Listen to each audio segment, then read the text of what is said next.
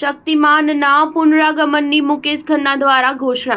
મુકેશ ખન્નાએ 90ના દાયકામાં ભારતના પહેલા ઓરિજિનલ સુપરહીરો શક્તિમાનની ભૂમિકા ભજવીને બાળકોને ખુશ કરી દીધા હતા. હવે મુકેશ ખન્નાએ પોતે શક્તિમાન તરીકે પાછો આવી રહ્યો હોવાની ઘોષણા કરી છે. મુકેશ ખન્નાએ એક્સ પર શક્તિમાનનું એક ટીઝર અને વિડીયો શેર કર્યો છે. સાથે લખ્યું છે કે તમારા પ્યારા સુપરહીરોનો જાદુ ફરીથી લાવવાનું વચન આપું છું. પોતાની પોસ્ટમાં અભિનેતાએ લખ્યું છે કે હવે ફરી પાછા આવવાનો સમય આવી ગયો છે. ભારતનો પ્રથમ સુપર ટીચર સુપરહીરો ફરી આવી રહ્યો છે. આજે બાળકો અંધકારમાં સરી રહ્યા છે તેમજ ખોટી આદતોનો શિકાર બની રહ્યા છે.